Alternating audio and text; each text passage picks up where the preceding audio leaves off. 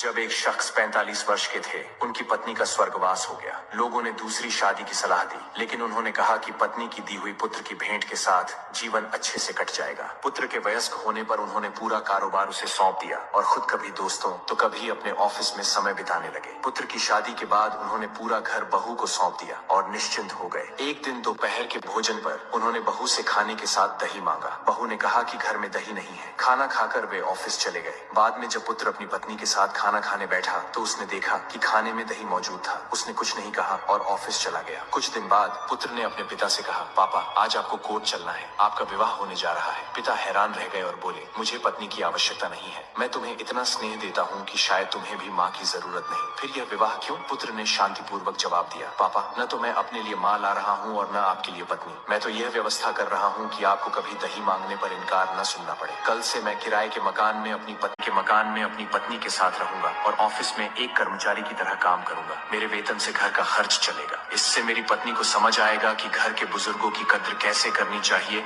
और उनकी भावनाओं का आदर करना कितना जरूरी है। दोस्तों, माता पिता हमारे जीवन के आधार हैं। उनके सम्मान और देखभाल में कोई कमी नहीं होनी चाहिए। जिस प्रकार वे अपना संपूर्ण जीवन हमारे लिए समर्पित करते हैं, उसी तरह हमारी भी जिम्मेदारी है कि उनके मान सम्मान और आवश्यकताओं का ध्यान रखें। छोटे छोटे जेस्चर्स में उनकी खुशी और हमारी परिपक्वता झलकती है।